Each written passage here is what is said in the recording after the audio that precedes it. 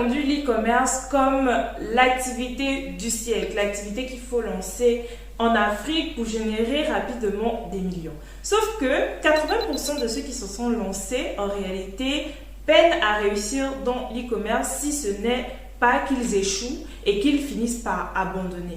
Mais pourquoi donc? Ils arrivent même souvent à se poser la question, à savoir si vraiment ces personnes qui prêchent l'évangile du e-commerce sont sincères dans leur dire. Est-ce que ces personnes-là n'ont pas des activités parallèles qui sont leur véritable source de revenus et préfèrent dire des mensonges au sujet de l'e-commerce? Ce sont autant de questions que les gens se posent. Mais rassurez-vous, je peux vous confirmer qu'en 2023, il est possible de se lancer en e-commerce et de générer rapidement son premier million de francs CFA depuis l'Afrique. Mais dans cette vidéo, je vais vous partager pourquoi 80% des personnes en Afrique échouent malheureusement dans l'e-commerce.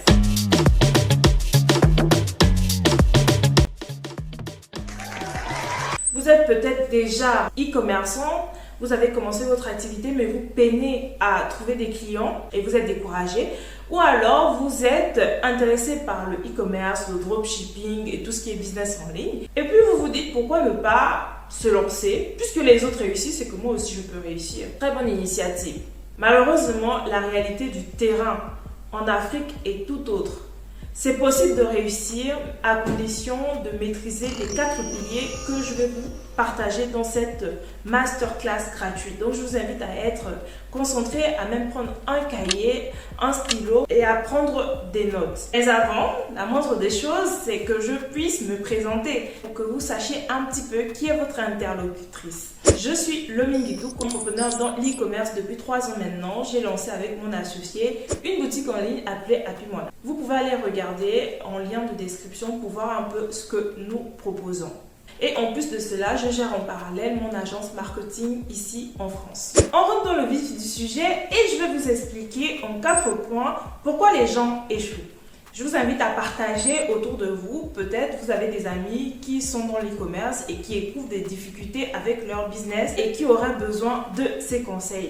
La première erreur que les gens font, en tout cas de ce que j'ai observé par rapport à mes retours terrain, c'est au niveau du produit. La principale erreur que les gens font sur le produit à vendre, c'est qu'ils vont choisir un produit que tout le monde vend. Parce qu'ils ont entendu que ça se vend bien. Mais c'est une erreur. Vous devez acheter plutôt un produit dont les gens ont vraiment besoin.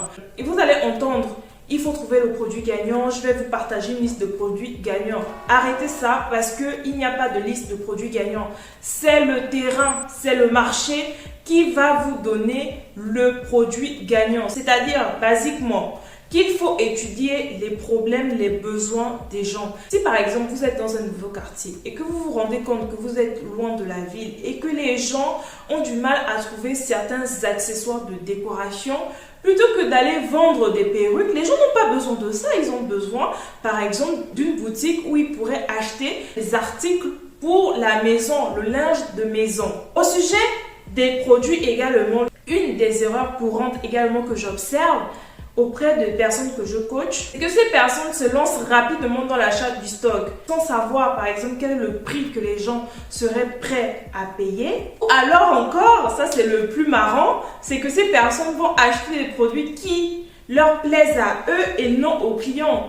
C'est-à-dire que vous, par exemple, vous allez choisir de vendre des sacs, mais vous allez prendre des sacs en cuir, alors qu'en réalité, vous, vos clients, la demande du marché, c'est que ces clients-là préfèrent des sacs en wax. C'est pour ça, avant de vous lancer, il faut faire l'étude de marché. Une autre erreur également concernant le produit, c'est que ils vont acheter des produits qui ne sont pas de qualité. Et quand votre produit n'est pas bon, vous n'allez pas pouvoir le vendre. Parce que ça n'intéresse personne de mettre de l'argent dans un produit qui n'est pas de bonne qualité. Même vous, en tant que client, vous ne paierez pas ce produit-là. Et malheureusement, on voit beaucoup de vendeurs en ligne en Afrique qui mettent des jolies photos, mais quand le client reçoit, ça n'a rien à voir avec la photo. Et ça, c'est de l'arnaque en fait. Excusez-moi, mais c'est de la fausse publicité que vous faites et vous ne pouvez pas durer dans l'e-commerce. Donc, si vous avez fait ces erreurs-là, rectifiez le tir.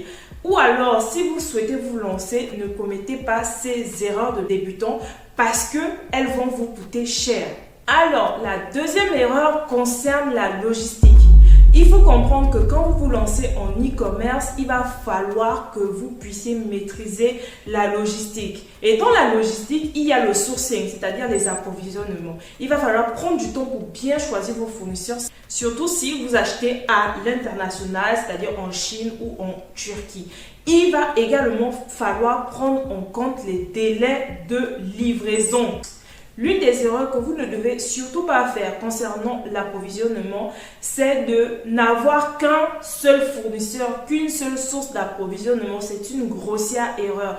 Moi-même, je l'ai expérimenté dans ma boutique e-commerce pendant le Covid en Chine. C'était la catastrophe. Les délais ont été prolongés de 1, 2, 3 mois supplémentaires. Et si on n'avait que la Chine comme source d'approvisionnement, ça devait être très compliqué pour nous parce qu'elle était fermée sur elle-même.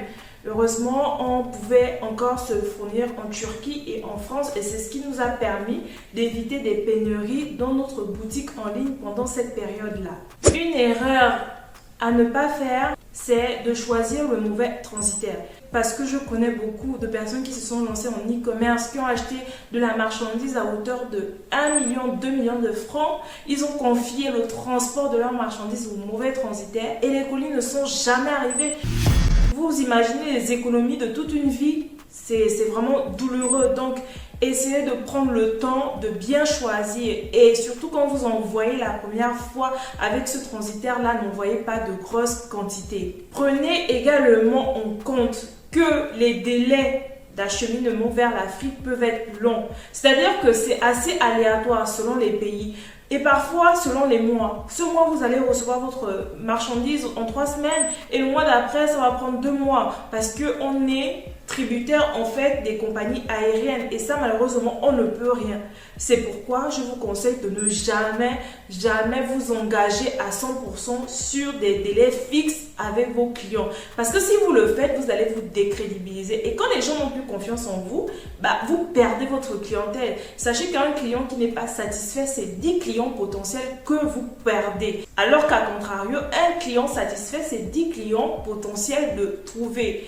Donc, restez professionnel et évitez de vous engager sur des choses que vous ne maîtrisez pas. Ne dites pas que vous pouvez livrer en 2 semaines si votre transitaire lui-même dépend des compagnies aériennes ou des compagnies maritimes. Soyez transparent et cohérent dans vos messages de communication, dans les promesses que vous faites à vos clients. Dites-moi en commentaire si vous avez par exemple déjà eu une expérience avec un transitaire qui a perdu votre marchandise et combien vous avez perdu en termes de capital.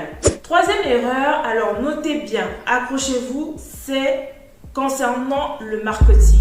Ce qu'il faut savoir, c'est que quand vous êtes e-commerçant, vous vendez en ligne via les réseaux sociaux, via un site internet.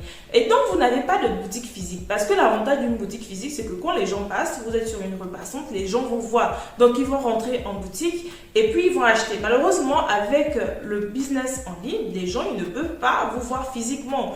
Donc, le gros challenge pour vous, c'est la visibilité. L'erreur que je vois que beaucoup font, c'est de penser que parce qu'ils ont acheté un stock et qu'ils considèrent que les produits sont des produits gagnants, le stock se vendra seul.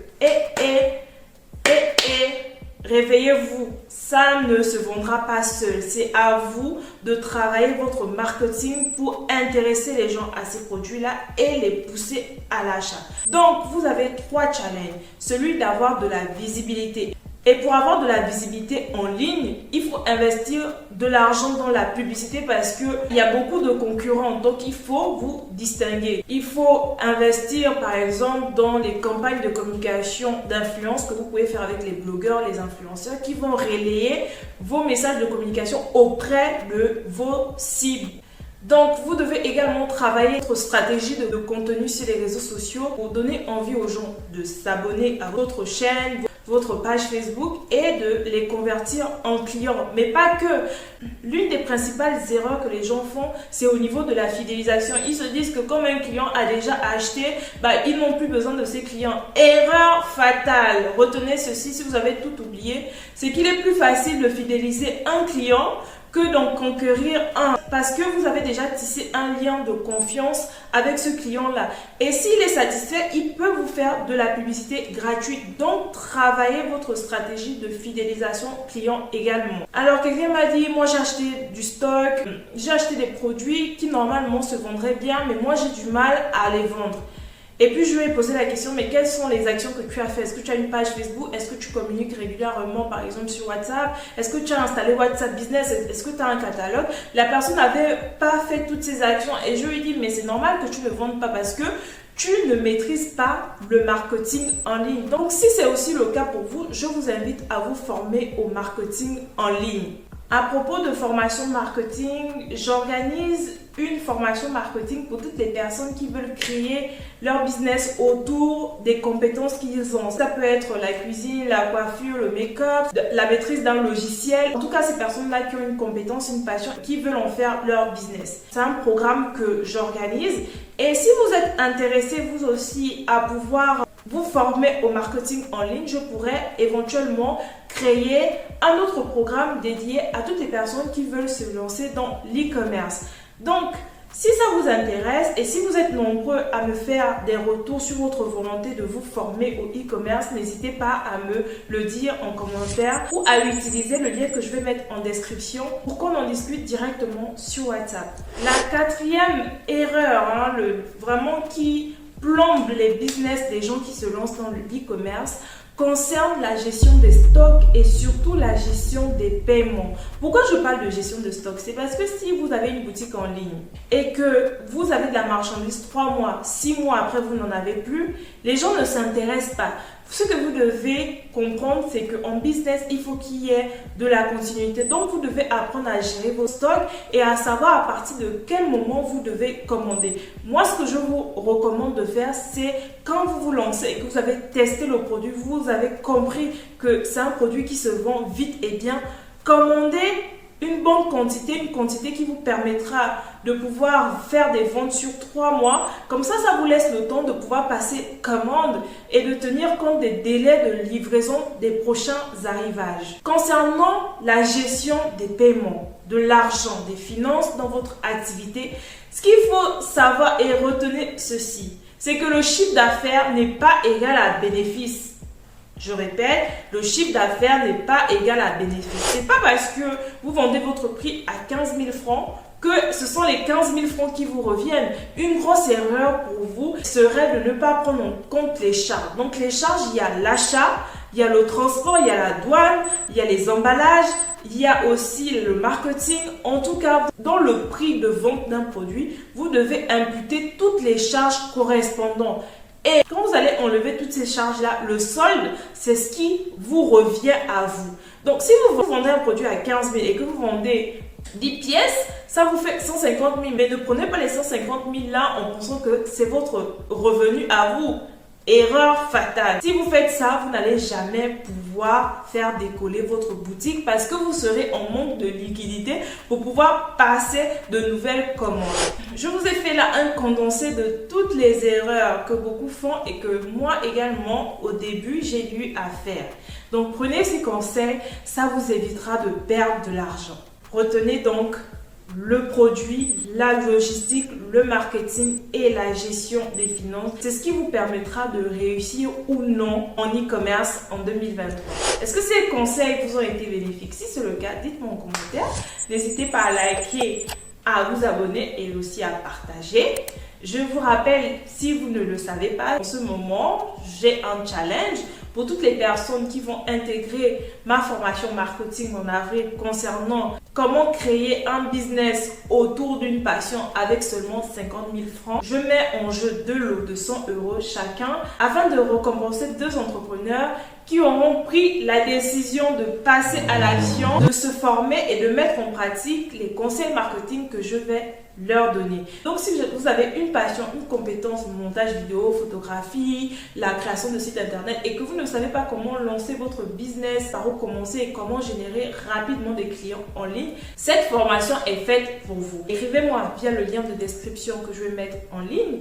Expliquez-moi votre projet. Je vous donnerai le déroulé de la formation. vous intégrez mon groupe et peut-être vous serez le futur lauréat de l'un des lots que je mets en jeu. C'était Lominguitou, celle qui vous aide à écrire votre success story à l'africaine. N'oubliez pas de partager et je vous dis à très bientôt pour une prochaine vidéo.